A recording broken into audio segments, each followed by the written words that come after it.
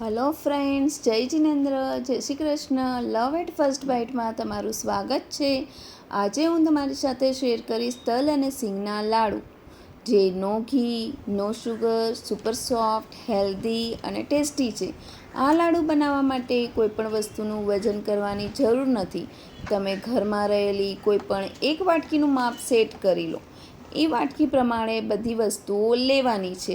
તમે જોઈ શકો છો, મેં એક વાટકી તલ, એક વાટકી સિંગદાણા, એક વાટકી દૂધ, એક વાટકી મિલ્ક પાવડર, એક વાટકી કરતાં થોડો વધારે મેં ગોળ લીધો છે. જાડા તળિયાવાળું એક વાસણ લેવાનું છે અને તેમાં પહેલાં સિંગદાણાને શેકી લેવાના છે. ગેસની ફ્લેમ મીડિયમ રાખવાની છે અને સિંગદાણાને સતત હલાવતા રહેવાનું છે. સિંગદાણામાંથી ફૂટવાનો અવાજ આવે એટલે સિંગદાણા શેકાઈ ગયા છે, એને એક કપડા પર કાઢી લેવાના છે. હવે એ જ વાસણમાં તલને પણ શેકી લેવાના છે. મેં અહીંયા કાળા તલ લીધા છે. તમે સફેદ તલ પણ લઈ શકો અને અડધા કાળા અને અડધા સફેદ પણ લઈ શકાય. હવે તલ શેકાય છે ત્યાં સુધી આપણે સિંગદાણામાંથી ફોતરા છૂટા પાડી લેશું. તમે જોઈ શકો છો કે આ રીતે કરવાથી ફોતરા તરત જ છૂટા પડી જશે. હવે સિંગદાણાને કાણાવાળા ઝારામાં નાખીને હલાવવાથી ઇઝીલી ફોતરા અલગ થઈ જશે. ત્યાં સુધી આપણા તલ પણ શેકાઈ ગયા છે. એને પણ એક થાળીમાં ઠંડા કરવા માટે કાઢી લઈશું. લાડુ પર કોટિંગ કરવા માટે મેં થોડા સફેદ તલ પણ લીધા છે. એ તલને પણ મેં શેકી લીધા છે. આ બિલકુલ ઓપ્શનલ છે. સિંગદાણાને એક મિક્સર જારમાં નાખીને પીસી લેવાના છે. સિંગદાણામાંથી તેલ છૂટું ન પડે એ માટે એને પલ્સ મોડ પર ચલાવવાનું છે અને વચ્ચે આ રીતે ચેક કરવાનું છે. પલ્સ મોડ પર ચલાવવાથી સિંગદાણાનો એક સરખો જાડો ભૂક્કો તૈયાર થશે. તલને પણ એ જ મિક્સર જારમાં નાખીને પીસી લેવાના છે. તલમાંથી પણ તેલ છૂટું ન પડે એનું ધ્યાન રાખવાનું છે. આમાં પણ મિક્સરને રિવર્સ સાઈડ એટલે કે પલ્સ મોડ પર ચલાવવાનું છે ને જાડો ભૂક્કો રેડી કરવાનો છે. તલ અને સિંગનો ભૂક્કો રેડી થઈ ગયો છે. હવે આપણે માવો બનાવવાનો છે. માવો બનાવવા માટે એ જ કઢાઈમાં એક વાટકી દૂધ લેવાનું છે અને તેમાં મિલ્ક પાવડર નાખવાનો છે. ગેસની ફ્લેમ મીડિયમ રાખવાની છે અને હલાવતા રહેવાનું છે. લાડુના સ્વાદને વધારનારો સિક્રેટ ઇન્ગ્રેડિયન્ટ્સ આ માવો જ છે. થોડી જ વારમાં તમે જોઈ શકો છો કે આ મિશ્રણ જાડું થવા લાગશે. મિશ્રણ જાડું થાય એટલે ગેસની ફ્લેમ સ્લો કરી દેવાની છે અને હલાવતા રહેવાનું છે. તલ અને સિંગના લાડુ અને ચીક્કી કડક હોય તો બાળકો નથી ખાતા, પણ તમે આ રીતે બનાવશો તો લાડુ એકદમ નરમ બનશે અને બાળકોને પણ ભાવશે.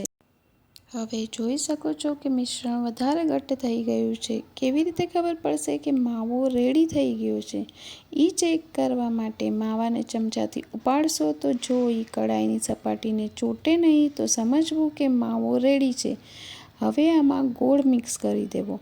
મેં એક વાટકીથી થોડો વધારે ગોળ નાખ્યો છે. તમે તમારા ઘરમાં ગળ્યું ખવાતું હોય એ પ્રમાણે ગોળનું પ્રમાણ વધારે ઓછું કરી શકો છો.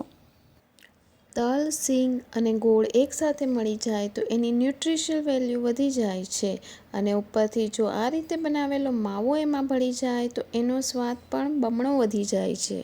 આપણે લાડુ બનાવવા માટે ગોળનો પાયો નથી બનાવવાનો. જો ગોળનો પાયો બની જશે તો લાડુ કડક થઈ જશે. એટલે આ સ્ટેપ બહુ ધ્યાનપૂર્વક કરવાનું છે. પ્રોટીન, કેલ્શિયમ, વિટામિન્સ, આયર્ન અને હજી અનેક હેલ્થ બેનિફિટથી ભરપૂર આ લાડુ માટે આપણે કહી શકીએ છીએ કે હેલ્થ ઇન એવરી બાઇટ. તમે જોઈ શકો છો કે હવે ગોળ પીગળવા માંડ્યો છે. ગોળ પીગળવા માંડે અને તેમાંથી બબલ્સ આવવા માંડે એટલે આપણે તૈયાર કરેલું મિશ્રણ જે સિંગ અને તલનો ભૂક્કો છે એ આમાં મિક્સ કરી દેવાનો છે. સ્લો ગેસની ફ્લેમ પર મિશ્રણને હલાવતા રહેવાનું છે. પહેલાં આપણને આ મિશ્રણ થોડું નરમ અને સ્ટીકી એટલે કે વાસણમાં નીચે ચોટે એવું લાગશે, પણ જરા પણ ડરવાની જરૂર નથી. તમે થોડી વારમાં જ જોઈ શકો છો કે બધું ભેગું થઈને એ તળિયાની સપાટી છોડી દેશે.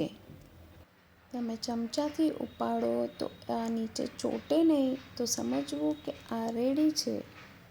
ઘીથી ગ્રીસ કરેલી એક થાળીમાં આ મિશ્રણને કાઢી લેવું અને એને ઠંડુ પડવા દેવું. હવે ઘીવાળો હાથ કરી આપણે આ રીતે લાડુ વાળી લઈશું અને એના ઉપર આ રીતે સફેદ તલનું કોટિંગ કરશું. જો તમે સફેદ તલના લાડુ બનાવ્યા હોય તો કાળા તલનું કોટિંગ કરી શકો છો. એનાથી લાડુ ખાવામાં ક્રન્ચી લાગશે અને દેખાવમાં પણ સરસ લાગશે. આ રીતે બધા લાડુ તૈયાર કરી લેવા. નાના મોટા બધાને ભાવે એવા તલ અને સિંગના લાડુ રેડી છે. તમે આ લાડુ ટિફિન બોક્સમાં પણ આપી શકો છો. મેં જે વાટકી લીધેલી એ વાટકીના માપ પ્રમાણે આ સાઇઝના 20 લાડુ બન્યા છે. થાળીમાં હલાવવાથી તમને એવું લાગશે કે આ લાડુ કડક થઈ ગયા છે, પણ જરા પણ નહીં. હું તમને એક લાડુ તોડીને બતાવું છું. છે ને સુપર સોફ્ટ?